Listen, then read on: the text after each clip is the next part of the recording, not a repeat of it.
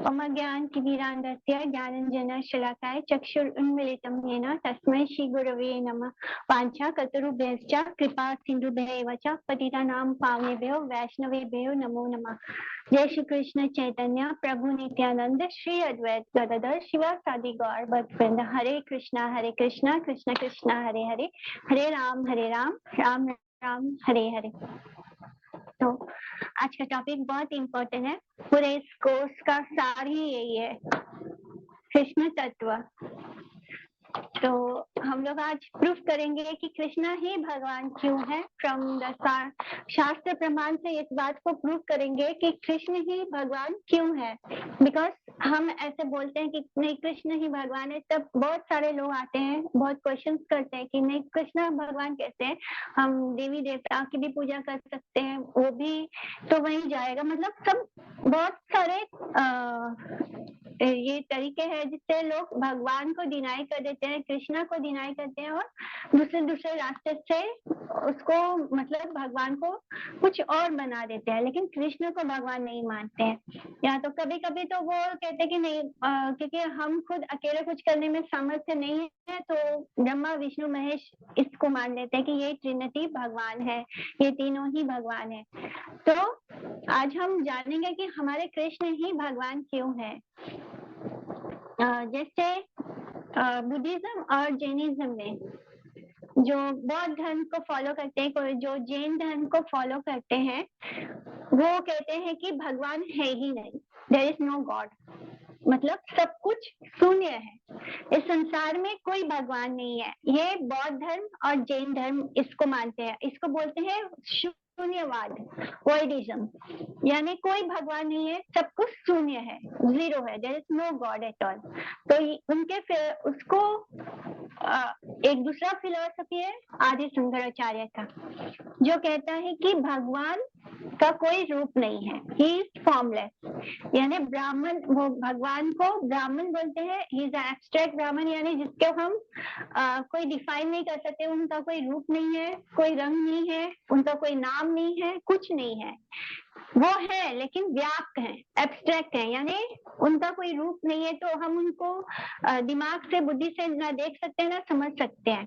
तो ये हो गया जो शंकराचार्य, आदि शंकराचार्य ने जिसको एस्टेब्लिश किया, जो फिलॉसफी वो लेकर आए, वो था कि जो ब्राह्मण है वो फॉर्मलेस है, उनका कोई रूप नहीं है। दूसरा उनका जो फिलॉसफी है ब्राह्मण वाला कि कोई रूप नहीं है भगवान का, इम्पर्सनलिज्म, यानी उसको बोलते हैं इम्पर्सनलिज्म, यानी भगवान का कोई पर्सनल फॉर्म नहीं है, कोई रूप नहीं है।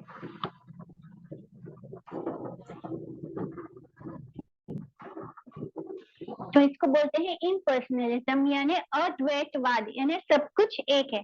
तो पहला कौन सा था कि सब कुछ शून्य है, जो बौद्ध धर्म है, जो जैन धर्म है, उनका फिलॉसफी है कि देयर इज नो गॉड, यानी कोई भगवान नहीं है, तो वो हो गया शून्यवाद। फिर आदि शंकराचार्य जो है वो बोलते हैं भगवान का कोई रूप नहीं है, वो पूरे सब, मतलब हम भी भगवान हो गए, मैं भी भगवान हूँ, आप भी भगवान है, तो ये कुछ ब्राह्मण यानी कोई रूप नहीं है, कोई उनका पर्सनल फॉर्म नहीं है, इम्पर्सनलिज्म इसको बोलते हैं। और इसको बोलते हैं कि अद्वैतवाद, यानी कोई दो नहीं है, सब एक है। तो पहला जीरो, फिर दूसरा वन। और फिर हमारे जो महान वैष्णव फिलोसोफर्स है श्री रामानुज और श्री माधव, वो क्या बोलते हैं कि भगवान जो है, जो अल्टीमेट ट्रूथ है, जो एब्सोल्यूट ट्रूथ है, वो कौन है, वो पर्सन है, वो एक फॉर्म है उनका, वो पर्सन है, एक व्यक्ति है, वो सुप्रीम पर्सन है, यानी सुप्रीम व्यक्ति है, वो उनका एक रूप है, उनका एक फॉर्म है, और वो कौन है, वो श्री नारायण है। तो वो श्री नारायण को एस्टेब्लिश किए, यानी जो वैष्णव फिलोसोफर्स है रामानुज और माधव, तो वो क्या बोलते हैं कि भगवान का एक बहुत ही सुंदर रूप है, भगवान का एक बहुत ही सुंदर रूप है। और वो कौन है? वो है भगवान नारायण है। तो इनका जो हम वैष्णविज्म में जो फॉलो करते हैं वो क्या है? पर्सनलिज्म, यानी भगवान एक व्यक्तित्व है, एक व्यक्ति है जिनको हम देख सकते हैं, जिनका एक रूप है, जिनका एक नाम है। तो इसके भी आगे जाकर एक और फिलॉसफी है जो वैष्णव फिलॉसफी में ही आती है। उसको किसने एस्टेब्लिश किया? श्री चैतन्य महाप्रभु ने। वो क्या बोलते हैं कि भगवान कौन है? श्री कृष्ण है। यानी चैतन्य महाप्रभु ने इस बात को 500 साल पहले, ऑलमोस्ट मतलब अप्रोक्सीमेटली ऑलमोस्ट 500 साल थोड़े से ज्यादा पहले उन्होंने बताया कि भगवान जो है उनका रूप है वो बहुत सुंदर है और उनका नाम कृष्ण है। उन्होंने एस्टेब्लिश किया कि कृष्ण भगवान है और उनका जो ब्यूटी है, जो उनके रूप माधुर्य है, जो सुंदरता है, वो श्री नारायण से भी कहीं ज्यादा है। उनके जो गुण है वो भी श्री नारायण से ज्यादा है।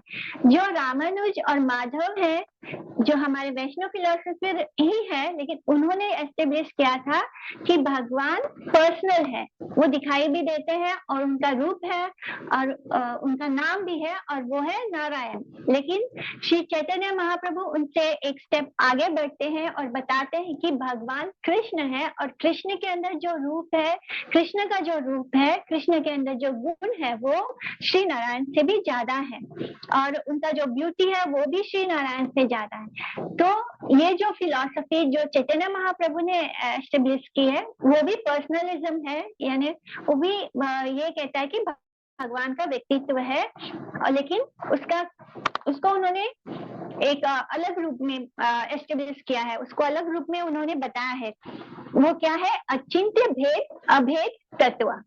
तो पहला वाला था कि शून्यवाद है, कोई भगवान नहीं है। दूसरा आदि शंकराचार्य ने बोला कि अद्वैत है, यानी सब कुछ एक है, शून्य। उसके बाद उन्होंने कहा कि सब कुछ एक है और उसके बाद रामानुज और माधव उन्होंने कहा कि भगवान श्री नारायण है। और फिर चैतन्य महाप्रभु ने उसी लाइन में ये एस्टेब्लिश किया कि भगवान का अचिंत्य भेद अभेद है, अचिंत्य भेद अभेद तत्व है भगवान। इसका क्या मतलब हुआ कि भगवान अचिंत्य है, यानी हम भगवान को समझ नहीं सकते, कोई अपनी बुद्धि से उनको समझ नहीं सकते, लेकिन उनका वो भेद में है, यानी वो हमसे अलग भी है और वो हम उनके अंश भी है। ये कैसे हम समझेंगे? इसको हमने स्टार्टिंग में भी समझा था। जैसे समुद्र का जल है, समुद्र का जल का एक बूंद हम लें तो उसका जो क्वालिटी है वो वही है जो बड़ा से समुद्र के जल का क्वालिटी है।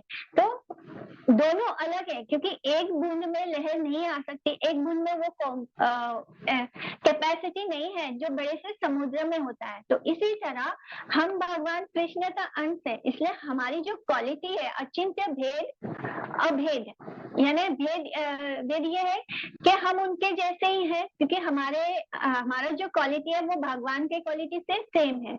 हम और भगवान दोनों का जो क्वालिटी है वो सेम है, लेकिन जो क्वांटिटी है वो फर्क है, यानी भगवान बड़े हैं और हम उनका बस मात्र एक अंश है।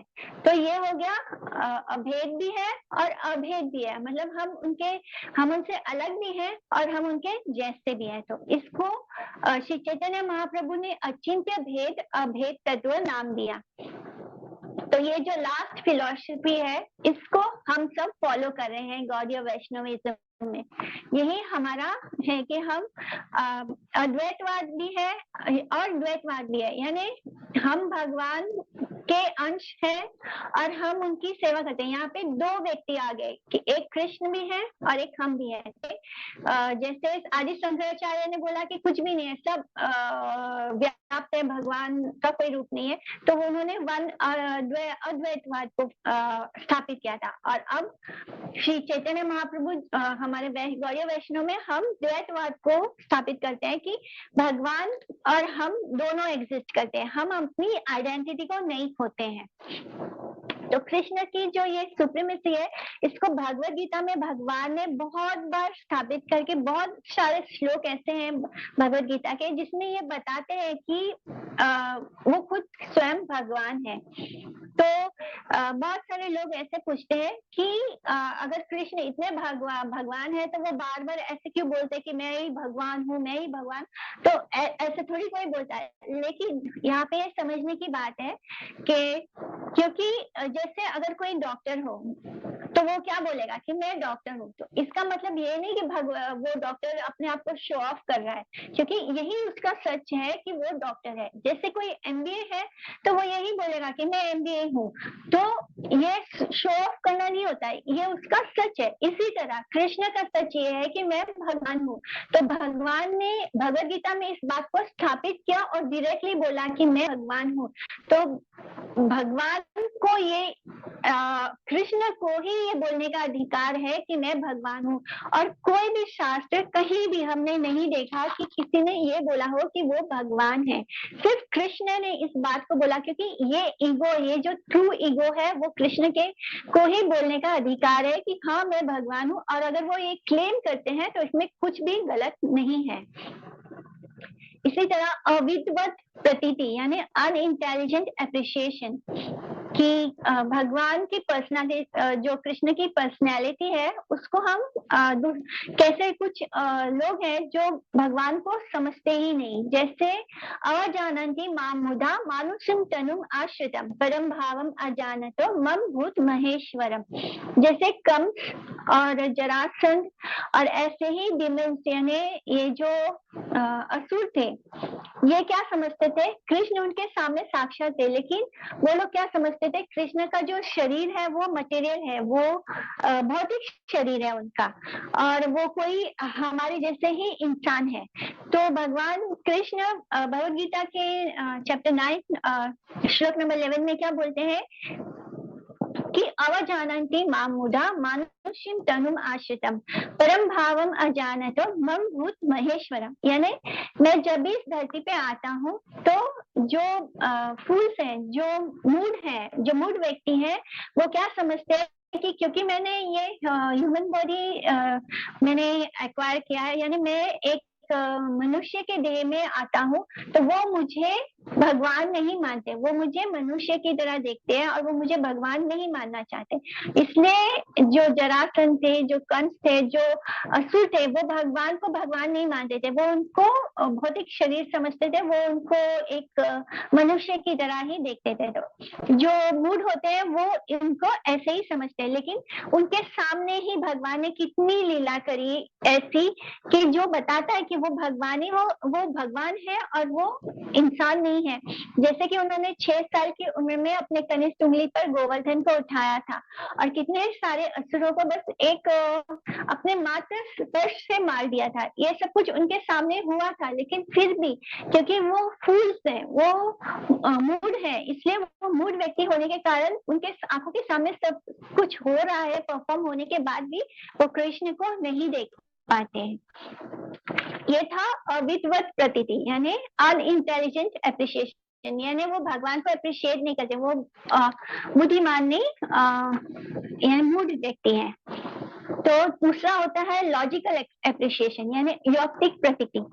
इसमें क्या होता है कि भगवान को लॉजिक से वैदिक स्कॉलर्स जो हैं, जो नॉन डिवोटी हैं, लेकिन ऐसे बहुत सारे लोग हैं जिन्होंने वेद को पढ़ा है लेकिन वो भक्त नहीं होते हैं, तो ऐसे लोग कृष्ण के फॉर्म को वो भी मटेरियल और टेम्पररी समझते हैं, लेकिन वो भगवान को किस रूप में देखते हैं, उनके विराट रूप को वो स्वीकार करते हैं, वो कृष्ण को कृष्ण के रूप में नहीं स्वीकार करते। ये लोग होते हैं यौक्तिक प्रतीति यानी लॉजिकल एप्रिशिएशन। वो लॉजिक्स लगाते हैं, वेदों को भी पढ़ लेते हैं, लेकिन वो भक्त नहीं होते, इसलिए वो भगवान के विराट रूप को जो उनका जो उन्होंने दिखाया था अर्जुन को, जिसमें उनका पूरा विशाल रूप था, जिसमें सारा कॉस्मोस दिखाई दे रहा था, पूरा ब्रह्मांड जिसमें एक साथ भगवान को में दिखाई दे रहा था, वो लोग उस रूप में भगवान को स्वीकार करते हैं। इसलिए वो जब भी कोई वैदिक फंक्शन होता है तो वो क्या मंत्र चैंट करते हैं कि सहस्र शीर्षा पुरुषा, यानी वो भगवान को सहस्त्र सिर वाले, सहस्त्र हाथ, सहस्त्र उनका नेत्र है, वो भगवान को देखते हैं, वो अल्टीमेटली वो क्या सोचते हैं कि भगवान का कोई रूप नहीं है, इसलिए वो हमेशा भगवान को उसी उनके यूनिवर्सल फॉर्म में स्वीकार करते हैं। और इसलिए वो समझते हैं जो भगवान ह्यूमन फॉर्म में आते हैं, जो भगवान मनुष्य के रूप में आते हैं, तो वो बहुत ही टेम्पररी आते हैं, ये उनका असली रूप नहीं है। अव्यक्तम व्यक्तिम आपनम मन्यते माम अबुधाय परम भावम अजानतो मम अव्ययम अनुत्तमम। ये भी भगवद गीता के चैप्टर 7 श्लोक नंबर 24 में आता है। वो बोलते हैं कि जो अनइंटेलिजेंट है, जो मूढ़ व्यक्ति है, वो मुझे नहीं जानते। वो सोचते हैं कि मैं भगवान पहले इम्पर्सनल था, यानी पहले मेरा कोई रूप नहीं था, फिर अब मुझे मेरा एक रूप हो गया है। और वो अपनी छोटी बुद्धि से ये सोचते हैं कि भगवान भी भगवान जो इम्पेरिशेबल है, उनको भी वो अपनी छोटी सी बुद्धि से समझने की कोशिश करते हैं, जो कि ये इम्पॉसिबल है, किसी के लिए भी पॉसिबल नहीं है कि वो भगवान को अपनी बुद्धि से समझ पाए। इसलिए भगवान ऐसे इंटेलिजेंट लोग जो अपने आप को इंटेलिजेंट समझते हैं और खुद को बहुत इंटेलेक्चुअल लेवल पे देखते हैं, उनको अबुद्धाय यानी ब्रेनलेस कहते हैं कृष्णा भगवद गीता में। ऐसे लोग अपने आप को एक्चुअली में बहुत ज्ञानी और इंटेलेक्चुअल समझते हैं। थर्ड ग्रुप होता है लोगों का, वो होता है विद्वत प्रतीति, इंसाइटफुल अप्रिशिएशन। तो यहाँ पे क्या होता है कि बहुत सिंसियर जो भक्त होते हैं, डिवोटीज होते हैं, जो कृष्ण के ये मनुष्य रूप को बहुत प्रेम करते हैं, उनके लिए कृष्ण का जो द्विभुजा वाला रूप होता है वही बहुत अट्रैक्टिव होता है, वही उसको ही वो लोग बहुत ज्यादा मानते हैं। तो ये भक्त के कैटेगरी में आता है विद्वत प्रतीति। यहाँ पे जैसे अर्जुन को जब भगवान ने उनका यूनिवर्सल फॉर्म दिखाया था, तब भगवान ने वो दिखाने के बाद अर्जुन ने भगवान से रिक्वेस्ट किया कि मैं आपका ये रूप को नहीं सहन कर पा रहा। तो भगवान वापस चतुर्भुज में आते, नारायण के रूप में, लास्ट में वो वापस अपने दो भुजा वाले रूप में आते हैं। तब वो बोलते हैं कृष्ण के सुदूरदर्शम इदम रूपम दृष्टावन असि यान माम देवा अपि अस्य रूपस्य नित्यम दर्शन कांक्षिता। यानी मेरा ये जो दो भुजा वाला रूप है, जो मेरा ये ह्यूमन फॉर्म वाला रूप है, ये सारे मेरे जितने भी मैंने जो आपको बताया है उससे भी ज्यादा डिफिकल्ट है, मतलब इसको देख पाना, इसको सिर्फ मेरे भक्त देख सकते हैं। तो वो बोलते हैं कि ओ माय डियर अर्जुन, ये जो मेरा this form of mind you are now seeing is very difficult to behold.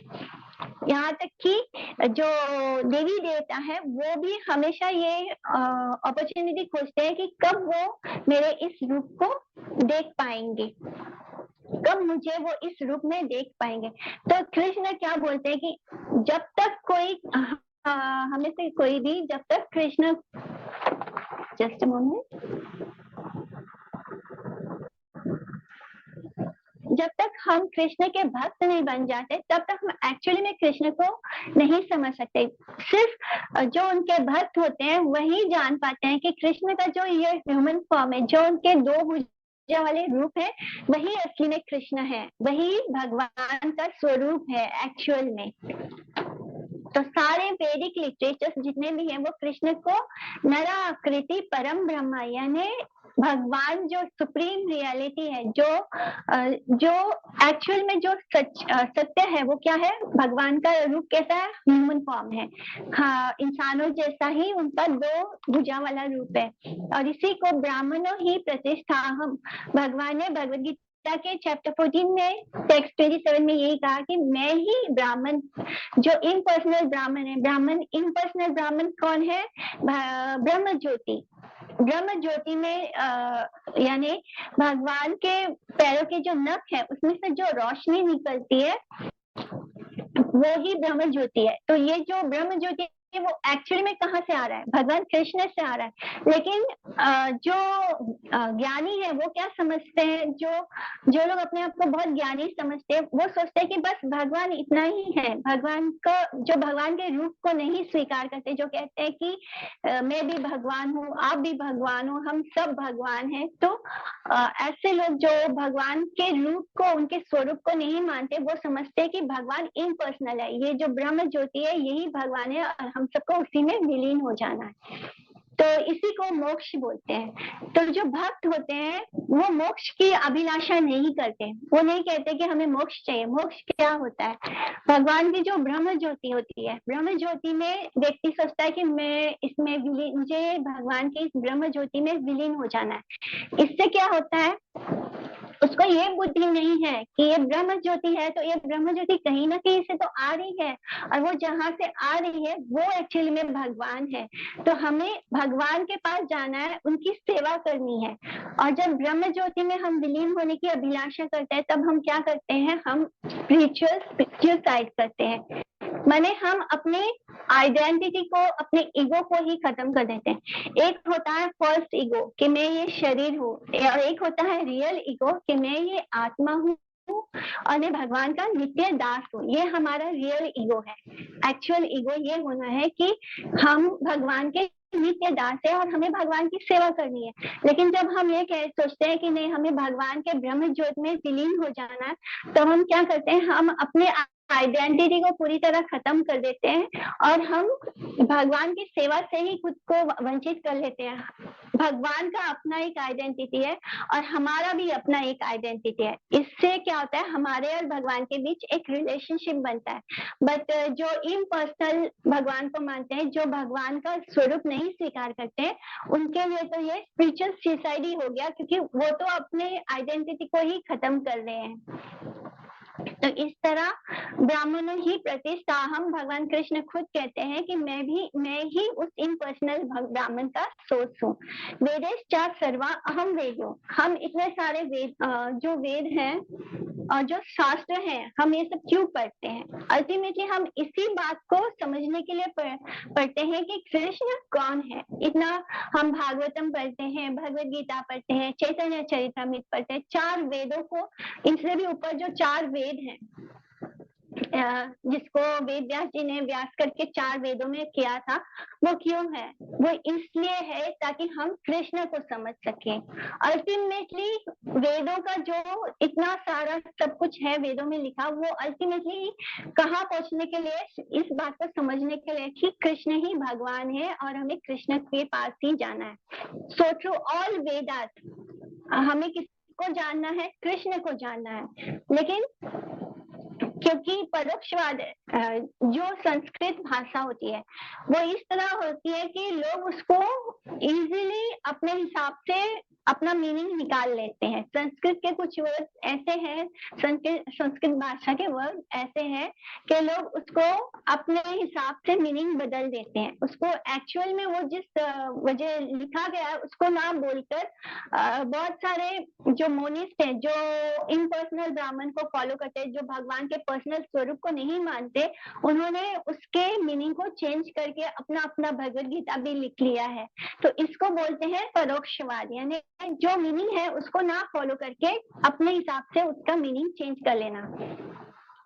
तो कुछ तो ब्रह्मा विष्णु महेश के आइडिया को ही फॉलो करते हैं, लेकिन कृष्ण इस यहाँ भी बोलते हैं कि अहम आदिर ही देवानाम महर्षि नाम चा, यानी भगवद गीता के चैप्टर 10 में वो क्या बोलते हैं कि जितने भी देवी और देवता हैं, जितने भी ऋषि और मुनि हैं, उन सब का सोर्स कौन है? वो मैं हूँ। भगवान भगवद गीता में हर बार इस बात को प्रूव कर दिए हैं कि मैं ही भगवान हूँ। हर चीज को उन्होंने कवर कर लिया भगवद गीता में। He says कि मेरी यानी देवी देवता है, जो ऋषि है, जो ऋषि है, जो मुनि है, सब कहाँ से आते हैं? वो मुझसे ही आते हैं। हम आदि देवाना महर्षि। तो इस तरह भगवान इस बात को भी प्रूव कर देते हैं कि जो ब्रह्मा है, जो शिव जी हैं, बाकी सब देवी देवता तो छोड़ दो, ये जो मेन जिनको हम मानते हैं ना ब्रह्मा विष्णु महेश, उसमें से भी जो ब्रह्मा जी हैं, जो शिव जी हैं, यहाँ तक कि विष्णु जी भी है, उन सबका सोर्स कौन है? भगवान कृष्ण है। तो इस तरह हम भगवत गीता के इतने सारे श्लोकों से जान रहे हैं कि भगवान कृष्ण ही हर जो भी है उन सब का सोर्स और कारण कौन है? भगवान कृष्ण है। ये अपनी अन्य देवता भक्त यजन्ते श्रद्धान्विता ते अपि माम एव कौन्तेय यजन्ति अविधि पूर्वकम। तो जो दूसरे भगवान को मानते हैं या उनको वर्शिप करते हैं, उन पर फेथ रखते हैं, एक्चुअली में वो किसको मानते हैं? वो मुझे ही मानते हैं, वो लेकिन गलत तरीके से करते हैं। जब हम किसी देवी देवता के शरण में जाते हैं, उनसे प्रार्थना पूजा करते हैं, तब वो देवी देवता क्या करते हैं? तब वो कृष्ण के पास जाते हैं और कृष्ण से के पास जाकर बोलते हैं कि भगवान हमें इस व्यक्ति का, मतलब वो ऐसा मीडिएटर रोल प्ले करते हैं, वो भी कृष्ण के पास जाते हैं, कृष्ण ही उनकी इच्छा को पूरा करते हैं, तब वो हमारे किसी इच्छा को पूरा कर पाते हैं। यानी देवी देवता भी अकेले अपने आप में कुछ नहीं कर सकते। तो इसलिए भगवान कहते हैं कि ये सब लोग जब अलग अलग देवी देवताओं के पास जाते हैं, तब वो गलत करते हैं, गलत तरीके से भगवान की पूजा करते हैं। 10 मिनट में ये सेशन खत्म होगा, फिर हम 10 मिनट के बाद नेक्स्ट जूम सेशन शुरू करेंगे। तो इस तरह जो वैष्णव स्कूल्स है, कुछ वैष्णव लोग भी कहते हैं कि भगवान विष्णु ही मतलब कृष्ण को भी विष्णु का अवतार मानते हैं, वो भगवान विष्णु को ही बड़ा मानते हैं कि, लेकिन यहाँ भी भगवान कृष्ण ने गीता में कहा कि आदित्य नाम अहम विष्णु, यानी जो आदित्य है उसमें मैं ही विष्णु। जैसे कि माता आदिति से भगवान वामन देव ने जन्म लिया था, जो कि भगवान विष्णु के अवतार है, लेकिन ये विष्णु कहाँ से आते हैं? उनको विष्णु को भी आदित्य बोला, यानी माता आदिति के पुत्र हो गए। तो वो कहाँ से आए? वो बोलते हैं, कृष्ण बोलते हैं कि जो आदित्य है उनका भी, उनमें मैं विष्णु हूँ। तो इस तरह वो बता रहे हैं, वो प्रूफ कर रहे हैं कि मुझसे ही विष्णु भी आते हैं। तो कहीं भी स्क्रिप्चर हम कितना भी पढ़ ले, वहां पे कहीं भी ये नहीं लिखा है कि विष्णु ऐसे बोले कि मैं कृष्ण के रूप में आता हूँ, या मैं देवकी का पुत्र बन के कृष्ण बन के आता हूँ। इस तरह विष्णु जी ने कभी नहीं बोला, कृष्ण ही बोलते हैं कि विष्णु मुझसे आते हैं। तो विष्णु नाम वासुदेव अस्मि, यानी यहाँ पे भगवान भगवद गीता में बोलते हैं कि जो विष्णु है उनमें मैं वासुदेव हूँ। वासुदेव कौन है? भगवान, जो भगवान कृष्ण के पिता बने हैं। तो यहाँ पे कृष्ण बोल रहे हैं वसुदेव हूँ। तो इस तरह भगवान खुद ही बता रहे हैं कि मैं ही हर किसी का सोर्स हूँ।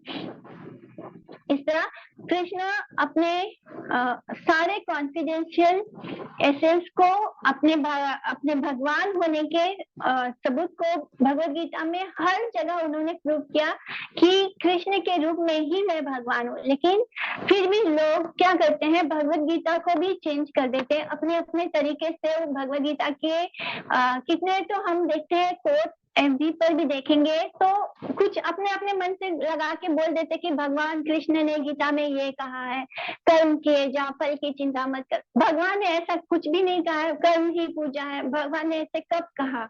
भगवान ने ऐसा कुछ कहा ही नहीं है भगवद गीता में। मतलब अपने मन से कुछ भी इंटरप्रेट करके फैला दिया है कि कृष्ण ने ये कहा, कृष्ण ने वो कहा, भगवान कृष्ण का नाम लगा दो। लेकिन उसमें क्या लिखा है वो पढ़ने की कोई थोड़ा सा भी कष्ट नहीं करता कि मैं बुक खोल के पढ़ लूं। भगवद गीता लोगों के घर में होती है, उसको लाल कपड़े में लपेट के मंदिर में रख देते हैं, उसको अगरबत्ती दिखा देते हैं। ये हो गया भगवद गीता, मतलब हमारे घर में भगवद गीता है। तो भगवद गीता को रखना नहीं है, भगवद गीता को पढ़ना है और समझना है। मता परतरम न अन्यत् किंचित अस्ति धनंजया। तो भगवान गीता में क्या बोलते हैं, क्या धनंजय माने अर्जुन, हे अर्जुन मुझसे बड़ा कोई सत्य नहीं है। बीजम माम सर्वभूतानाम विधि पार्थ सनातनम। हे पार्थ, मैं हर बीजम माम सर्वभूतानाम यानी जितने भी जीव है उन सब का बीज कौन हूँ, वो मैं हूँ। यानी वो उन सबको जन्म देने वाला कौन हूँ, वो मैं हूँ। अहम सर्वस्य प्रभवो मता सर्वम प्रवर्तते। I am the ultimate source of everything, यानी मैं ही हर चीज का सोर्स हूँ, हर चीज का कारण हूँ, सोर्स हूँ। सोर्स को हिंदी में क्या बोलते, अतो अस्मि लोके वेदेचा प्रतीता पुरुषोत्तमा। तो इसलिए मुझे स्मृति में, स्मृति जो होता है शास्त्र में, जो स्मृति है वो मंडेन मैटर से रिलेटेड है, तो उसमें भी मुझे ही सेलिब्रेट किया जाता है, उसमें भी मेरे ही गुण गाए गए हैं। और श्रुति जो होता है वो वेद होता है, तो वेद में भी जो स्पिरिचुअल मैटर से रिलेटेड होता है। स्मृति जो होता है वो मंडेन यानी भौतिक संसार के मैटर से रिलेटेड है। श्रुति जो है वो वेद से रिलेटेड है, यानी स्पिरिचुअल मैटर से रिलेटेड है। तो स्मृति और श्रुति दोनों में भगवान कृष्ण के ही गुण गाए गए हैं। तो इसी तरह भगवान ने भगवद गीता के हर बहुत सारे श्लोक में प्रूव कर दिया है कि मैं ही भगवान हूँ। जैसे गीता में कृष्ण कहते हैं अर्जुन से, अर्जुन ने जब रिक्वेस्ट किया था तो वो बोलते हैं कि दर्शया मासा, यानी अपने यूनिवर्सल फॉर्म को वो कहते हैं रूपम ऐश्वर्यम, रूपम घोरम ईदिक नामे मामेदम। तो वो बोलते हैं कि जो मेरा विश्व रूप है वो तो फिर भी कोई मतलब बहुत लोगों को देख सकते हैं, लेकिन जो उनका ह्यूमन फॉर्म है वो सबसे ज्यादा डिफिकल्ट है समझना, बिकॉज लोगों को बाहर का ऐश्वर्य देखने की आदत है। लोगों को ऐश्वर्य रूप भगवान का दिखता है तो वो सोचते हैं कि ये भगवान का असली रूप है, बट एक्चुअली में भगवान का सौम्य रूप जो कृष्ण का रूप है वो ही भगवान का असली रूप है। स्वकम रूपम दर्शयामासा। इसलिए जब भगवान अर्जुन को उनका ये रूप दिखाते हैं, विश्व रूप दिखाते हैं, चतुर्भुज रूप दिखाते हैं, तो अर्जुन को बहुत डिस्टर्ब हो जाता है, उसका मन डिस्टर्ब हो जाता है कृष्ण को उस रूप में देखकर। तो ऐसे होता है, भक्त का मन भगवान को उनके असली ओरिजिनल रूप यानी कृष्ण का जो दो भुजा वाला रूप है वही भगवान का सौम्य रूप ही असली रूप है। और कोई भी भक्त को भगवान को उस रूप में देखकर ही आनंद प्राप्त होता है। इसी तरह श्रीमद् भागवतम में भी हर जगह भगवान के बारे में बताया गया है कि वो ही भगवान है। ओम नमो जब श्रीमद् भागवतम स्टार्ट होता है तब वेद व्यास जी उसको कैसे स्टार्ट करते हैं, जो फर्स्ट श्लोक है श्रीमद् भागवतम का वो इसी से स्टार्ट हो, इसी प्रार्थना से स्टार्ट होता है, ओम नमो भगवते वासुदेवाय। तो इस तरह श्रीमद् भागवतम में 12 कैंटोस हैं, लेकिन उसके जो 9 कैंटोस हैं, 9 कैंटोस तक वेद व्यास जी ने भगवान विष्णु के ही बारे में लिखा है, भगवान विष्णु के ही डिफरेंट अवतार के बारे में लिखा और उसी की कथा और लीला बताई है। और जब 10th कैंटो आता है श्रीमद् भागवतम का तो उसमें 90 चैप्टर्स हैं। उस 10th कैंटो में पूरा श्री कृष्ण की लीला है। तो यानी पहले हमें विष्णु तत्व के बारे में बताया जाता है, जिससे कि हम भगवान का जो ऐश्वर्य रूप है उसको पूरी अच्छी तरह से जब समझ लेते हैं तब जाके भगवान का सौम्य रूप आता है और वो है श्री कृष्ण का रूप। इस तरह भगवान के वदन्ति तत्त्वविदाः तत्त्वं यद् ज्ञानम् अद्वयम् रामेति परमात्मेति भगवान इति शब्दायते। जो लर्न भक्त हैं, जो जिन्होंने पढ़ा है, वो क्या भगवान को कैसे बुलाते हैं कि भगवान का नॉन ड्यूअल सब्सटेंस है, यानी भगवान ब्राह्मण के रूप में है, परमात्मा के रूप में और भगवान के रूप में। जो ब्राह्मण के रूप में है, यानी वो इम्पर्सनल है, उनका कोई स्वरूप नहीं है। उसके बाद परमात्मा के रूप में वो चतुर्भुज रूप में हम सबके हृदय में वास करते हैं। और फिर आता है भगवान के रूप में। तो ये एक डिग्री होता है, जैसे जैसे हम भक्ति में आगे बढ़ते, जिस लेवल पर हम होते हैं उस लेवल पर हमें भगवान के डिफरेंट डिफरेंट रूप मिलते हैं। जैसे पहला तो कुछ लोग बोलते हैं कि भगवान का कोई स्वरूप नहीं, तो वो उनका लो लेवल पे होते हैं, वो भक्त लो लेवल पे होते हैं। फिर जो सेकेंड लेवल पे भगवान को परमात्मा के रूप में बांटते हैं, यानी भगवान सब जगह सबके हृदय में है। लेकिन उसके ऊपर एक भक्त जो होता है वो भगवान को भगवान के रूप में मानता है। जो परमात्मा है वो उनके पार्शियल रिप्रेजेंटेशन है, यानी भगवान परमात्मा के रूप में सब जगह है, हमारे साक्षी बनके, हमारे कर्मों के साक्षी बनके। तो परमात्मा के रूप में हमारा भगवान जी के साथ वैसा रिलेशनशिप नहीं बनता। परमात्मा के रूप में वो बिल्कुल भी पार्शियल नहीं है, वो सबको सिर्फ साक्षी बनकर सबके कर्म को देखते हैं, और जो हमारा कर्म होगा अकॉर्डिंगली वो हमारे कर्म को फल देते हैं। इसी तरह भगवान जो है लेकिन जब वो भगवान के रूप में होते हैं तब हमारा और भगवान का रिलेशनशिप होता है, और तब वो अपने भक्तों के साथ पार्शियल भी हो जाते हैं और उनके फेवर में भी होते हैं। हम भगवत गीता के इस श्लोक को भी बताए, जैसे वो बोलते हैं कि ब्राह्मणों ही प्रतिष्ठा हम, I am the basis of impersonal ब्राह्मण, यानी जो इम्पर्सनल ब्राह्मण है, जो भगवान का जो कोई रूप नहीं है, वो भी उसका भी कारण मैं ही हूँ, वो भी मेरे ही कारण है। परम तेजी चापी उक्तो, कैसे श्रीमद् भागवतम में भी हर जगह हर श्लोक में यही प्रूव हुआ है कि श्री कृष्ण ही भगवान है, और उनसे ही सारे जितने भी अवतार है वो सब कुछ श्री कृष्ण से ही आते हैं। जैसे कि वो बोलते हैं पहले श्लोक से ही स्टार्ट होते हैं कि श्री वासुदेव ही भगवान है, और श्रीमद् भागवतम का पहला श्लोक ही कहता है कि ओम नमो भगवते वासुदेवाय। तो इसी तरह जो फर्स्ट कैंटो श्रीमद् भागवतम का जो फर्स्ट कैंटो है उसमें जो श्लोक आता है फर्स्ट कैंटो में 28 वर्स में,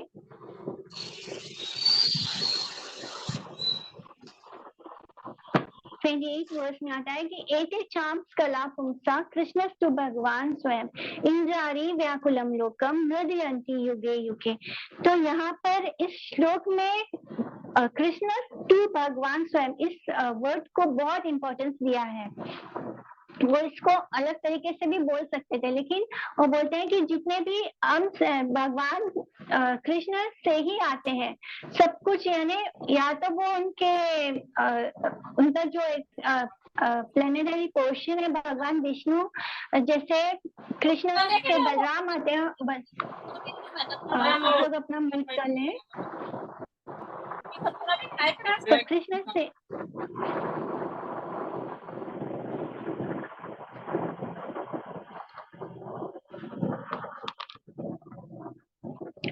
तो भगवान इस श्लोक में आता है कि जितने भी भगवान अंश हैं वो या तो भगवान के अंश है या तो उनके अंश के भी अंश है। यानी इस श्लोक में बहुत इंपॉर्टेंस देख के कहा गया है कि भगवान कृष्ण से ही सारे उनके अंश आते हैं। यहाँ पे हम ये जानते हैं कि भगवान कृष्ण ही सब अवतारों का सोर्स है। एते चाम्स कला पुंसा इंद्रारी व्याकुलम लोकम, सॉरी सबको एडमिट करने में डिस्टर्ब हो रहे हैं।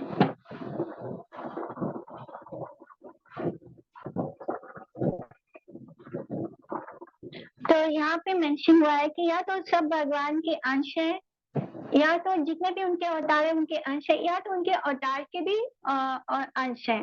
तो कृष्ण टू भगवान स्वयं, यहाँ पे बोलते हैं कि कृष्ण जो सुप्रीम लॉर्ड है भगवान है, उनसे ही सब कुछ मटेरियल वर्ल्ड जो भी है वो सब कुछ उनसे ही आता है। जो ट्रांसेंडेंट है, जो स्पिरिचुअल, जो हम भगवान का जो आनंद कई बहुत क्या बोलते हैं, जो ट्रांसेंडेंटल पास्टम्स है वो भी कृष्ण, जो उनके भक्त है उनके साथ वो भी कृष्ण से ही आते हैं। यानी वो इस दुनिया में जब आते हैं, जब भगवान अवतार लेते हैं, तब वो अपने भक्तों को आनंद देना चाहते हैं, और जो उनके साथ जो बुरा कर रहे हैं वो उनका नेक्स्ट पार्ट होता है। लेकिन जो मेन गोल जो होता है कृष्ण का, जो आने का जो मेन गोल होता है वो क्या होता है कि वो अपने भक्तों को आनंद देना चाहते हैं। तो यहाँ पे स्वयं भगवान लिखा है, यानी कृष्ण तुम ही भगवान हो। तो यहाँ पे कहीं भी संस्कृत में ये नहीं लिखा कि कृष्ण चा यानी कृष्ण और हो गया, कृष्ण और बाकी के ऐसा नहीं लिखा। कृष्ण अभी भी नहीं लिखा, यानी कृष्ण भी ऐसे भी नहीं लिखा। यहाँ पे लिखा है कि कृष्ण तू, यानी कृष्ण आप ही भगवान हो। तो ये बात इस श्लोक में सुखदेव गोस्वामी प्रूव करते हैं कि कृष्ण ही भगवान है। इसी तरह श्री शुक्रवाच आता है कि शिवा शक्ति युता शाश्वत त्रिलिंगो गुना संवृता वैकारिका तामसा चेती अहम त्रिधा। यानी सुखदेव गोस्वामी बोल रहे हैं कि भगवान शिव जी जो है वो अपनी पर्सनल मटेरियल एनर्जी जो माया है उनके साथ यूनाइट होते हैं और फिर ये पूरा भौतिक सृष्टि की रचना करते हैं। लेकिन मतलब उनका कनेक्शन मटेरियल एनर्जी के साथ होता है, यानी भौतिक जो शक्ति है उसके साथ होता है। फिर हरिर ही निर्गुणा साक्षात पुरुषा प्रकृतेश परा सा सर्वदृक् उपादृष्टा तम भजान निर्गुणो भवेत्। लेकिन जो हरि है उनका मटेरियल वर्ल्ड के साथ, मटेरियल मोड्स के साथ कोई कनेक्शन नहीं होता है। भगवान जो भगवान शिव है उनका भी मटेरियल एनर्जी के साथ कनेक्शन होता है, उसके साथ वो यूनाइट होते हैं। यानी जो दुर्गा देवी है वो 3 मोड्स ऑफ मटेरियल नेचर को देखती है, वही मतलब वो मटेरियल एनर्जी हो गई। लेकिन तो भगवान जो शिव जी है उनका कनेक्शन मटेरियल एनर्जी के साथ है। लेकिन जो हमने दूसरा श्लोक पढ़ा उसमें क्या लिखा है कि हरि ही निर्गुणा साक्षात, यानी जो हरि है वो निर्गुण है, उनका कोई भी मटेरियल मोड्स के साथ कनेक्शन नहीं है। वो सुप्रीम गॉड है, वो भगवान है और वो सब परमात्मा के रूप में सबको विटनेस भी करते हैं। तो वो ये जो मटेरियल जो 3 गुण है, क्या रजोगुण, तमोगुण और सतोगुण, तो ये जो 3 गुण है इन 3 गुणों से ऊपर है भगवान के। हरि जो है वो इन 3 गुणों से ऊपर है। और जो श्री हरि को पूजा करता है, उनको वर्शिप करता है, वो इन 3 मोड से, मतलब ये जो मटेरियल गुण है रजोगुण, तमोगुण और सतोगुण, इन तीनों से वो भी ऊपर उठ जाता है जो भगवान कृष्ण की पूजा करता है। और ना सिर्फ भगवान शिव, जो श्रीमद् भागवतम में आता है कैंटो 4 में, वो भी बोलते हैं कि श्री कृष्ण जो है वो सारे डेमीगॉड, यानी जो भी देवी देवते हैं, यहाँ तक कि ब्रह्मा जी और इंद्र और ब्रह्मा, इनको बहुत बड़े पोस्ट पर है, तो इनसे भी ये भी भगवान कृष्ण को ही वर्शिप करते हैं या भगवान की पूजा करते हैं। यथा तरोर मूल निश्चयेन तृप्यन्ति तत् स्कंद भुजो पक्षाका प्रणोपारक च यथेन्द्रियाणाम तथैव सर्वाहानाम अच्युतेज्य। यानी जैसे हम हम पेड़ के जड़ में पानी डालते हैं तो हम उस पेड़ को, उसके ट्रंक को, उसका जो ट्रंक है उसको, उसके ब्रांचेस को, उसके डालों को, उसके ट्विक्स, उनके पत्तों को, सबको फूड सप्लाई हो जाता है। जैसे पेड़ के जड़ में पानी डालने से पूरा पेड़ पोषित हो जाता है, उसी तरह जब हम कृष्ण को वर्शिप करते हैं, जब हम कृष्ण की पूजा करते हैं, कृष्ण को मानते हैं, तो हम सारे देवी देवता और सबको सेटिस्फाई कर देते हैं। हमें अलग से किसी देवी देवता की पूजा अर्चना करने की जरूरत नहीं पड़ती। लोग जब कृष्ण भक्ति में नए नए आते हैं तो बिकॉज बचपन से उनके घरों में किसी न किसी देवी देवता की पूजा की गई होती है। बोलते कि हम माँ दुर्गा को मानते हैं, हम गणेश जी को मानते हैं, तो हम कैसे अचानक से हम शिव जी को मानते हैं, तो हम अचानक से कैसे कृष्ण की पूजा करें। बट ये सब बेकार है, ये सब सोच बेकार है। हमें यहाँ पे समझना होगा कि भगवान शिव जी तो खुद जो 12 महाजन है उसमें शिव जी का भी नाम आता है, यानी वो इतने बड़े परम भक्त हैं श्री कृष्ण के। वो तो खुद खुश होते हैं जब हम कृष्ण की शरण में जाते हैं, तो शिव जी सबसे ज्यादा खुश होते हैं हमसे। चाहे माँ दुर्गा हो, चाहे गणेश जी हो, सबके सब देवी देवता जो है वो कृष्ण को की ही शरण लेते हैं, कृष्ण की ही पूजा करते हैं। इसलिए वो लोग हमारे इस कृत्य से कभी नाराज नहीं होते। यहाँ तक कि जो माँ काली है, यहाँ भागवतम में ही कथा आती है, क्या नाम था उनका, भरत, जो भरत महाराज थे, जब वो हिरण के कारण काली माता में पड़ते हैं। हाँ, काली माता तो है, लेकिन जड़ भारत की कथा, जड़ भारत की कथा आती है भागवतम में। जो भरत महाराज है वो हिरण के मोह में पड़ जाते हैं और उनकी भक्ति चली जाती है और वो नेक्स्ट जन्म में हिरण बन जाते हैं। लेकिन क्योंकि वो उस लेवल के भक्त है, उनको वो रिमाइंड हो जाता है कि उन्होंने गलती करी थी, लास्ट उन्होंने एक हिरण के बच्चे से मोह कर लिया था। तो फिर वो हिरण के बॉडी में जब आते हैं तब उनको वो मेमोरी रहती है, और फिर जब इसलिए उनको नेक्स्ट बॉडी जो मिलता है वो जड़ भारत का मिलता है। तो जड़ भारत के रूप में एक्चुअली में वो बिल्कुल ठीक ठाक नॉर्मल होते हैं, लेकिन क्योंकि उन्होंने दुनिया के उस हिरण के मोह में अपना भक्ति खो दिया था, तो अब वो गलती नहीं करना चाहते, इसलिए वो इस तरह से रहते हैं कि लोगों को लगता है कि जड़ भारत जो है वो पागल है। मतलब कोई भी उनके ऊपर कुछ भी फेंक के निकल जाता था, उनको कुछ भी बोलकर निकल जाता था।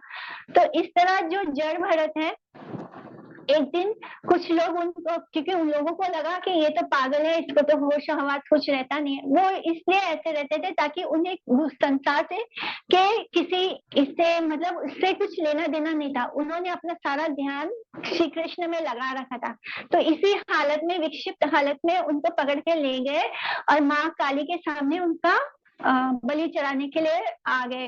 कुछ लोगों ने पकड़ लिया उनको और माँ काली के सामने ले गए, और जैसे ही तलवार उठाया उनका गर्दन काटने के लिए, माँ काली जो है वो साक्षात प्रकट हो जाती है उनके सामने, और उस पूरे जितने भी लोग उनकी बलि देने आए थे उन सबका संहार कर दिया, उन सबकी गर्दन काट दी। तो हम यहाँ देखते हैं कि जो माँ काली है, हम लोग बोलते हैं कि मोस्टली बंगालीज हैं वहां पे, तो माँ काली की ज्यादा पूजा होती है, तो वो लोग माँ काली को नहीं छोड़ते। वो सोचते हैं कि कृष्ण के पास आएंगे तो माँ काली नाराज हो जाएगी। बट एक्चुअली में क्या है, ये जितने भी देवी देवता है वो कृष्ण भक्तों से ज्यादा खुश होते हैं, वो उनकी रक्षा करते हैं। जिस तरह हमने जड़ भारत की कथा में अभी सुना कि वो माँ काली साक्षात प्रकट होती है और जड़ भारत की रक्षा करती है, क्योंकि वो कृष्ण भक्त है।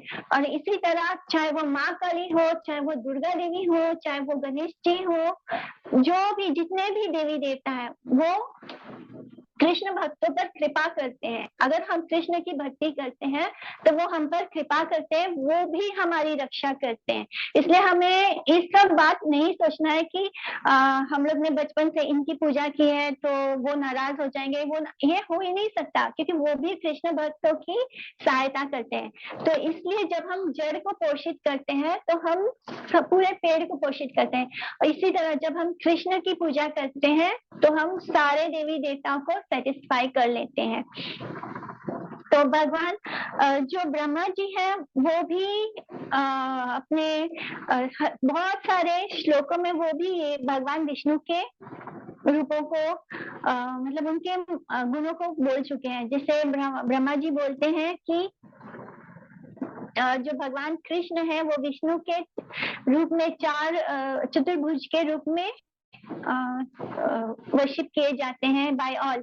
चतुर्भुजा तद अखिलम सकम मायोपासिता, यानी सिर्फ those who feel that Shri Krishna मतलब कि जो ये सोचते हैं कि श्री कृष्ण विष्णु जी से आए हैं या विष्णु जी को ज्यादा इम्पोर्टेंस देते हैं, तो श्रीमद् भागवतम में जगह जगह ये बात रिवील हुआ है कि श्री कृष्ण का ही असली स्वरूप भगवान का स्वरूप है।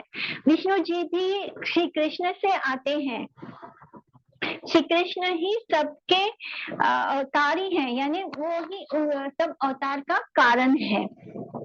कृष्ण पदा विनिविष्टा चेतसम, यानी श्री सुखदेव गोस्वामी ध्रुव को जैसे कि ध्रुव महाराज की कथा है, तो ध्रुव महाराज ने अपने सतीली माँ के कारण घर छोड़ दिया था और फिर उनको लगा था कि उन्हें बहुत बड़ा राज्य चाहिए था, इसके लिए उन्होंने तपस्या की थी।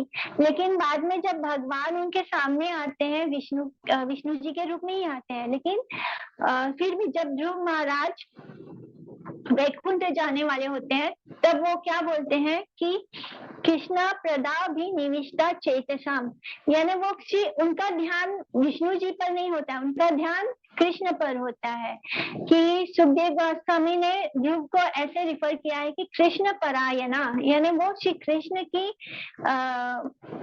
उसमें थे, ट्रांस में थे, वो श्री कृष्ण के इसमें थे, भक्ति में थे। तो विष्णु जी से ऊपर जितने भी भक्त हुए हैं, वो अल्टीमेटली वो कृष्ण के स्वरूप में ही आकर स्थापित हो जाते हैं। फिर चाहे ध्रुव महाराज ने मेडिटेशन किया था, इतना तपस्या किया था, तब वो विष्णु के रूप पे तपस्या कर रहे थे, लेकिन अल्टीमेटली जब वो भगवान का सामना करते हैं, तो वो ये भूल जाते हैं कि मैंने किस बात के लिए तपस्या किया था। तब उन्हें ना कोई लोक चाहिए होता है, ना उन्हें कोई राज्य चाहिए होता है, ना उन्हें कोई मटेरियल प्रॉस्पेरिटी चाहिए होती है।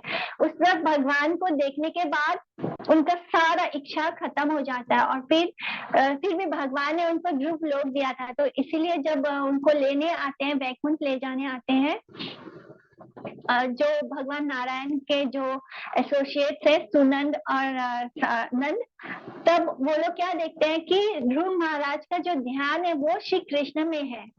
तो भक्ति जब हमारी आगे बढ़ती है, तो भगवान का जो असली स्वरूप है वो हमारे हृदय में अपने आप प्रकाशित हो जाता है। जब हमारा हाथ हर तरह के अनर्थों से निकल जाता है, जब हमारे अंदर भाव जाग जाते हैं और जब प्रेम जागता है, तब हम लोग भगवान को उनके जो दो भुजा वाले रूप है, श्री कृष्ण के सौम्य रूप में, उसी में हम लोग को आनंद मिलता है, क्योंकि हमारा हृदय सत्य को देख पाता है, हमारा हृदय सत्य को समझ पाता है कि यही कृष्ण ही भगवान है। और हमें फिर भगवान को चतुर्भुज रूप में या उनके ऐश्वर्य रूप में हम नहीं देखते, हम उनके सौम्य वपु में देखते हैं, उनके माधुर्य रूप को ही हमारा हृदय स्वीकार कर पाता है। इसी तरह जब अजामिल की जब कथा हमने सुनी थी, जब विष्णुदूत आए थे उनको लेने, तो यमराज भी आए थे, तब अजामिल ने क्या बोला था, नारायण को गारा था। लेकिन जब लास्ट यमराज अपने मतलब वो क्या बोलते हैं कि नैवा अच्युता आश्रय जानम, यानी अच्युत यानी श्री कृष्ण। तो यहाँ भी मतलब श्लोकों में हर जगह, भले ही कथा में हम नारायण पढ़ते हैं, चतुर्भुज विष्णु का रूप बोलते हैं, लेकिन अल्टीमेटली जो भक्त होता है वो किसके थॉट्स में होता है, वो भगवान श्री कृष्ण के ही थॉट में होता है। तो इसी तरह श्लोकों में हर जगह नैव अच्युता आश्रय जानम, यानी उसमें लिखा है कि वो अच्युत के आश्रय में जाते हैं। वासुदेव भगवती यश्या नैसर्गिकी रति, यानी नारद जी बोल रहे हैं, नारद जी जब प्रहलाद महाराज को ग्लोरीफाई करते हैं, तो वो क्या बोलते हैं कि उन्होंने वसुदेव के प्रति अपना अटैचमेंट कर लिया। भले ही भगवान नरसिम्हा के रूप में आए हैं, लेकिन जो प्रहलाद महाराज जी है, उनका अट्रैक्शन किस रूप में है भगवान से, उनके सौम्य रूप से, वसुदेव यानी श्री कृष्ण के रूप से, कृष्ण ग्रह गृहात्मा। तो इस तरह भक्त हमेशा अल्टीमेटली कृष्ण के स्वरूप को ही स्वीकार करता है, और यही बात श्रीमद् भागवतम में लिखी गई है। इवन 9th कैंटो तक भगवान कृष्ण की कोई कथा नहीं आती है, कृष्ण की कथा 10वें स्कंद में आती है, और 10वें स्कंद में सबसे ज्यादा चैप्टर्स है, 90 चैप्टर्स है। तो इसलिए जो गुरुजन है वो हमें बोलते हैं कि हमें शुरू से पढ़ना है, बिकॉज हम कृष्ण तत्व को तभी समझ सकते हैं जब हम भगवान के इन सारे अवतारों को समझते हैं, और जब हमारे अंदर हम लोग स्टार्टिंग से पढ़ रहे हैं ना कि जब हम श्रीमद् भागवतम की कथा सुनते हैं तो हमारा अंदर भगवान आके कैद हो जाते हैं हमारे हृदय में, और वो खुद झाड़ू उठा लेते हैं और हमारे अंदर से सारी गंदगी को साफ करना शुरू करते हैं। और इसी तरह साफ करते करते करते जब हम 10वें स्कंद में पहुंचते हैं श्रीमद् भागवतम के, तब हमारे सामने कृष्ण प्रकट होते हैं। शुरुआत में पूरी सृष्टि की रचना कैसे हुई, सृष्टि लीला कैसे की भगवान ने, तो वो उनके सारे 21 अवतार जो है उनके बारे में कथा चलती रहती है। लास्ट में राम जी के बारे में आती है, और उसके बाद जब 10वें स्कंद में जब हम पहुंचते हैं तब जाके कृष्ण लीला स्टार्ट होता है। तो कृष्ण को समझना इतना आसान नहीं है, इसलिए हम पहले स्टेप पे भगवत गीता पढ़ते हैं, उसके बाद में भागवतम भी स्टार्ट करते हैं। तो 10वें स्कंद तक आने तक भगवान विष्णु और उनके अवतारों को जानते हैं, और उसके बाद जब हमारा हृदय पूरी तरह क्लीन हो जाता है, उनके विशुद्ध यानी उनका जो शुद्ध प्रेम है उसको समझने के लायक हो जाता है, तब जाके हम कृष्ण और कृष्ण लीला को जानते हैं। इसलिए हमने कृष्ण तत्व को अभी लिया है, पहले हम लोग सारा कुछ समझने के लायक हो गए, तब जाके हम कृष्ण तत्व को अभी समझने की कोशिश कर रहे हैं। फिर भी हम लोग में इतनी कैपेसिटी नहीं है अभी कि हम लोग पूरी तरह कृष्ण तत्व को समझ पाए। जो गुरुजनों ने लिखा है उसको थोड़ा थोड़ा करके हम समझने की कोशिश कर रहे हैं। तो हम किसको भगवान कह सकते हैं? भगवान अगर हमें किसी को बोलना है तो कौन भगवान हो सकता है? तो इसको हम इस श्लोक से जानते हैं। विष्णु पुराण में आता है ये श्लोक, जिसे पराशर मुनि ने लिखा है। तो वो बोलते हैं, ऐश्वर्यस्य समग्रस्य वीर्यस्य यशा श्रिया ज्ञान वैराग्यायो चैवासनम भग इतिंगना। यानी भगा यानी जिनके अंदर ये जो 6 क्वालिटीज है अभी जो मैंने पढ़े हैं, इसमें क्या पहला क्वालिटी है? ऐश्वर्य, समग्रस्य, वीर्यस्य, जो बहुत वीर है, जो बहुत ऐश्वर्य संपन्न है, जिनका यश पूरी सब जगह फैला हुआ है, जिनके अंदर बहुत सुंदरता है, जिनके अंदर ज्ञान भी है। इतना सब कुछ होने के बाद भगवान के अंदर सबसे ज्यादा वैराग्य भी है। मैंने भगवान के अंदर ये 6 के 6 गुण है, और उसी को हम यानी ये जो 6 गुण है इनको बोलते हैं भग, और जो ये 6 गुणों को प्रोसेस करते हैं, जिनके अंदर ये 6 गुण होते हैं, उसको बोलते हैं भगवान। यानी वो जिनके अंदर ये 6 क्वालिटीज है। वन यानी पोजेसर, यानी जो इसको जो जिसके अंदर ये 6 क्वालिटीज हैं, 6 गुण है, वो ही भगवान हो सकता है। भगवान का जो वेल्थ है, मतलब हम क्या बोले, सब कुछ तो कृष्ण का है, पूरा ब्रह्मांड कृष्ण का है। एक उनका आँख का आईब्रो एक ऊपर होता है, इतना ऊपर होने में सृष्टि की रचना भी हो जाती है, सृष्टि खत्म भी हो जाती है। मतलब उनकी भ्रुकुटी ऊपर नीचे होने में, उनका पलक ऊपर नीचे होने में पलक झपकना भी नहीं पड़ता है भगवान को। वो इतनी सृष्टि की रचना भी कर देते हैं और खत्म भी कर देते हैं। तो उनका जो वेल्थ है, उनका जो ऐश्वर्य है, उसकी तो कोई सीमा ही नहीं है। उनसे ज्यादा और किसी के पास वेल्थ नहीं है, तो इसमें वो सबसे आगे है। स्ट्रेंथ, भगवान का स्ट्रेंथ, तो भगवान ने इतने असुर को मारा, किसी को बस उनके स्पर्श से मर गए सारे। किसी के साथ वो हिंदी मूवीज की तरह वो पहले हीरो की तरह फाइट वाइट नहीं करते हैं, ना उनको बॉडी बिल्डिंग की जरूरत पड़ती है। हम कृष्ण का जो स्वरूप है वो बहुत ही कोमल है, बहुत सुकोमल है वो। मतलब उनका ऐसे बॉडी बिल्डर जैसा बॉडी नहीं होता है कि इधर मसल्स है इधर आर्म, मतलब ऐसे वाला बॉडी नहीं है उनका, जैसे रेसलर्स लोग के होते हैं वैसे वाला बॉडी नहीं है उनका जो रूप है सौम्य है और बहुत ही सुंदर, बहुत ही कोमल स्वरूप है उनका। ऐसे लगता लगता है कि अगर हम अपने हाथों से उनको टच करेंगे तो उनको हर्ट हो जाएगा, इतना ज्यादा वो कोमल और इतने सुंदर स्वरूप है उनका। तो उनका ब्यूटी भी किसी को मतलब कोई भी उनके ब्यूटी में भी नहीं आ सकता, कोई तुलना हो ही नहीं सकती, उनके ज्ञान की कोई तुलना नहीं हो सकती। और उनका फेम तो इतना है कि आज भी हम उनके गुणगान गा रहे हैं, उनका फेम खत्म नहीं होता, ऐसा इटर्नल फेम है उनका। तो भगवान के अंदर ये 5 क्वालिटीज तो है, लास्ट में वो ये सब कुछ उनके अंदर रिनंसिएशन भी है, वो इन सबको त्याग भी देते हैं, वैराग्य है उनके अंदर, गजब का वैराग्य है उनके अंदर कि जैसे उन्होंने द्वारका को बसाया, बहुत ऐश्वर्य था द्वारका में, इतना ऐश्वर्य कि कहीं और उस वक्त कोई ऐसा स्थान नहीं था जो द्वारका जैसा हो, लेकिन एक पल भी नहीं लगा, उन्होंने द्वारका को डुबा भी दिया, समुद्र में खत्म कर दिया, अपनी लीला खत्म की, एक पल में द्वारका को डुबा भी दिया। उनको कोई मोह नहीं हुआ, कोई अटैचमेंट नहीं हुआ द्वारका से कि मैंने तो इतने सुंदर से बनाया है, अब मैं कैसे इसको डुबा दूं।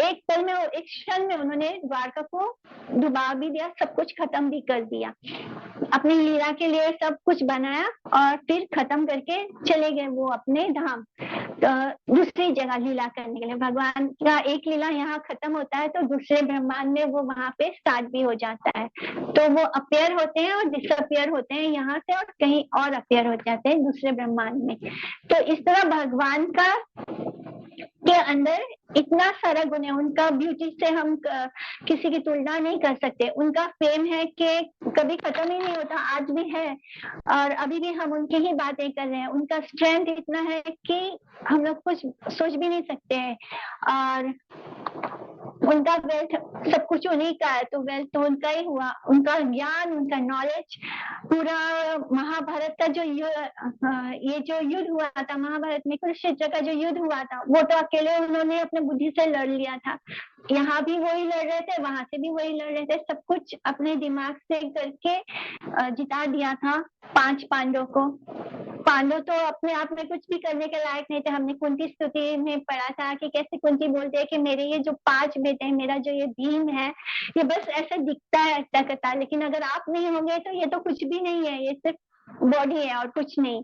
तो इस तरह भगवान के पास इतनी बुद्धि है कि वो अपने बुद्धि से कितना कुछ कर गए। तो ये सारे गुण होने के बाद लास्ट में उनमें एक गजब का वैराग्य भी है कि वो किसी चीज से अटैच भी नहीं है, इतना सब कुछ होने के बाद भी उनको कोई अहंकार नहीं होता। जैसे हम सबको तो जरा सी बात में अगर हमारे पास कुछ अपना मन चाहा मिल गया या तो पोजीशन मिल गया तो हम लोग को अहंकार आने में ज्यादा समय नहीं लगेगा। हम लोग अभी ऐसे बात कर रहे हैं लेकिन आ जाएगा अहंकार कहीं से भी। तो जरा सा भी हमारे अंदर कुछ दूसरों से ज्यादा बेहतर हो गया तो हमारे अंदर अहंकार अपने आप आ जाता है, हम लोग को पता भी नहीं चलता है कब आ रहा है। तो ये चीज हमारे कृष्ण में नहीं है। तो जो भगवान कृष्ण है और जो भगवान विष्णु है इसमें क्या डिफरेंस है? भगवान विष्णु भी बहुत सुंदर हैं, उनके अंदर में ये सारे 6 क्वालिटीज है, लेकिन जो कृष्ण है उसमें सबसे ज्यादा है। भक्ति रसामृता सिंधु क्या कहता है कि जो भगवान विष्णु या नारायण है उनमें 60 क्वालिटीज है और जो भगवान कृष्ण है उनके अंदर 64 क्वालिटीज है। जो उनके गुण है, जो क्वालिटीज हैं, श्री कृष्ण में वो 64 है और विष्णु जी में वो 60 है। तो ये जो 4 क्वालिटीज हैं जो विष्णु जी से भी ज्यादा है श्री कृष्ण में, भक्ति रसामृता सिंधु में आता है। तो वो 4 क्वालिटीज हैं, ये आप लोग याद रखना। वो है लीला माधुर्य, प्रेम माधुर्य, वेणु माधुर्य, रूप माधुर्य। लीला माधुर्य कैसे? भगवान जो अपने लीला करते हैं उस लीला में बहुत माधुर्य होता है। उनकी लीला हम लोग अभी भी सुनते हैं और जो उनका चाइल्डहुड पास टाइम है, जो उनकी बाल लीला है, जो उन्होंने यशोदा मैया और नंद बाबा के साथ की है, जो पूरे ब्रज के साथ अपनी बाल लीला की है, उसका जो माधुर्य है, उसकी तो जो स्वीटनेस है उसका कोई मतलब हम उसको बोल नहीं सकते। तो वो लीला माधुर्य है जो उनकी लीलाओं के कारण जो स्वीटनेस है जो लीला का, वो सिर्फ कृष्ण के पास है। कृष्ण ही ऐसी लीला करते हैं। जब वो बच्चे बनते हैं तो उस रोल को इतने अच्छे से निभाते हैं कि किसी को पता ही नहीं चलता कि ये भगवान है। वो बच्चों की तरह वो इतने परफेक्ट एक्टिंग करते हैं। तो ये उनका लीला माधुर्य है। दूसरा है प्रेम माधुर्य। प्रेम माधुर्य जब वो अपने भक्तों के साथ अपना प्रेम का आदान प्रदान करते हैं तब वो एकदम हाइट पे होते हैं। वो एकदम उसकी भी कोई तुलना नहीं हो सकती। उनके प्रेम माधुर्य की कोई तुलना नहीं हो सकती। गोपियों के साथ उनका प्रेम, राधा रानी के साथ उनका प्रेम, अपने बाल ग्वालों के साथ उनका प्रेम, गाय और बछड़ों के साथ उनका प्रेम। तो ये सब जो उनका जो प्रेम है ये ही सबसे ऊपर हाईलाइट होता है। कृष्ण में सबसे हाईलाइटेड थिंग क्या है? उनका प्रेम। वो प्रेम को एक्सचेंज करते हैं। ऐसे नहीं होता है जैसे विष्णु जी के रूप में आते हैं तो भक्त और जो विष्णु के लोक में जाते हैं, वैकुंठ में जाते हैं, तो उनके बीच में वो फीलिंग नहीं आती, वो रिलेशनशिप नहीं डेवलप होती। लेकिन जब भगवान के रूप में, कृष्ण के रूप में होते हैं तब हम उनके साथ 5 स्वरूप में रिश्ते बना लेते हैं। जैसे 5 रस होते हैं। एक शांत रस में तो कोई रिलेशनशिप नहीं बनता, लेकिन जो बाकी के 4 रस हैं जिसमें हम उनके साथ फ्रेंड्स बन सकते हैं, मतलब फ्रेंड बनते हैं तो हम उनके ही लेवल पे होते हैं। वो हमारे कंधे पे, हम उनके कंधे पे चढ़ सकते हैं। तो ये हो गया फ्रेंडशिप के लेवल का रस। और फिर होता है वात्सल्य रस में हम भगवान से बड़े बन जाते हैं और भगवान को हम डांट भी सकते हैं। जैसे यशोदा मैया उन्हें छड़ी लेकर मारने के लिए पीछे भागती है, दौड़ती है। तो ये हो गया वात्सल्य रस। फिर दास रस होता है, जो पहला रस होता है दास रस, उसमें हम भगवान की सेवा कर सकते हैं, उनको सर्व कर सकते हैं। तो वहां भी हमारा रिश्ता बनता है भगवान के साथ। और नेक्स्ट होता है माधुर्य रस। उसमें हम भगवान से कॉन्जुगल रिलेशनशिप होता है। तो इस तरह भगवान के साथ हम इन 5 रसों में जुड़ते हैं, उनके साथ संबंध बनाते हैं। तो प्रेम माधुर्य दूसरा है। तीसरा गुण है उनका वेणु माधुर्य, यानी वो इतना मीठा बंसी बजाते हैं कि वो पूरे क्रिएशन में हर क्रीचर को, सिर्फ इंसानों को नहीं, सिर्फ पशु पक्षी को नहीं, यहाँ तक कि पहाड़ भी मेल्ट हो गए उनके बंसी की धुन से। इसका तो हम जब ब्रज धाम में यात्रा करते हैं तो वो पहाड़ भी है जहाँ पर जब उन्होंने कृष्ण की बांसुरी की धुन सुनी तो वो पहाड़ भी मेल्ट हो गए। तो कुछ भी नहीं बचता, सब कुछ स्थावर भी और हम भी सब भगवान की वेणु माधुर्य में खो जाते हैं। और उनका रूप माधुर्य, रूप यानी उनका रूप तो इतना सुंदर है, उनका बॉडी जो है वो इतना ज्यादा सुंदर है, तो उसका भी कोई तुलना नहीं। तो ये जो 4 गुण है वो नारायण में नहीं है, वो नारायण में नहीं है। नारायण जी में 60 क्वालिटीज हैं, इसके बारे में भी हम बाद में पढ़ते हैं। तो जो नारायण है, विष्णु जी है, उनमें 60 क्वालिटीज है, और जो कृष्ण है उनमें 64 क्वालिटीज है। तो ये जो 4 क्वालिटीज है वो कृष्ण में ही है और किसी अवतार में भी नहीं है। लीला माधुर्य, प्रेम माधुर्य, वेणु माधुर्य और रूप माधुर्य। तो इस तरह कृष्ण की सुप्रीमेसी तो ऋग्वेद में भी आती है। सारे श्लोक, कृष्ण उपनिषद के जो श्लोक है वो सब बोलते हैं कि ओम कृष्ण वै सच्चिदानंद गणा, कृष्ण आदि पुरुषा, कृष्ण पुरुषोत्तमा, कृष्ण उ कर्मादि मूलम, कृष्ण साह सर्वै कार्य, कृष्ण कशम कृदादि ईशा मुखा प्रभु पूज्य, कृष्णो अनादिस तस्मिन नाजादांतर बाय यन मंगलम तला भाति कृति। यानी कृष्ण का रूप कैसा है? वो ब्लैकिश है, उनका काले रंग के हैं, उनका जो नॉलेज है, जो उनका आनंद है, वो मतलब हमें कहीं भी नहीं मिल सकता। तो इस तरह भगवान के बारे में सब कुछ, हर शास्त्र, हर उपनिषद भगवान के ही, कृष्ण के रूप की गुण गाती है। ब्रह्म संहिता में बोलते हैं कि ब्रह्मा जी क्या बोलते हैं, ईश्वर परम कृष्ण सच्चिद आनंद विग्रह अनादिरादिर गोविंदा सर्व कारण कारणम, यानी ईश्वर परम कृष्ण ही है। कृष्ण जो जिनका नाम गोविंद है वही भगवान है। उनका जो बॉडी है, उनका जो शरीर है वो स्पिरिचुअल है, ब्लिसफुल है, यानी आनंद देने वाला है। वही हर बात के आदि है, यानी ओरिजिन है। वही हर बात की शुरुआत है, लेकिन उनका कोई शुरुआत नहीं है। वही हर बात के कारण है। रामादि मूर्तिषु काल नियमे तिष्ठान नानावतारम आकारोत भुवनेषु किंतु कृष्ण स्वयं समाभावत परमापुमान यो गोविंदम आदि पुरुषम तम हम भजामि। यानी यहाँ पे भी वो बोल रहे हैं कि राम क्या, नरसिम्हा क्या, वामन क्या, सब भगवान के इनकारनेशन है, यानी सब कृष्ण के इनकारनेशन है। गोविंदम आदि पुरुषम तम हम भजामि। तो ये जितने भी ब्रह्म संहिता में श्लोक ब्रह्मा जी ने बोले हैं, उनका वो सब किस बात, उन्होंने एंड करते समय क्या बोलते हैं कि गोविंदम आदि पुरुषम तम हम भजामि।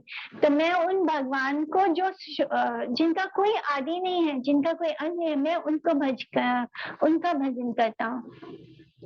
इसी तरह ब्रह्मांड पुराण में भी आता है कि सहस्र नाम पुनायाम त्रिवृत्या तु यत् फलम एका वृत्या तु कृष्णस्य नामायकम तत् प्रयच्छति।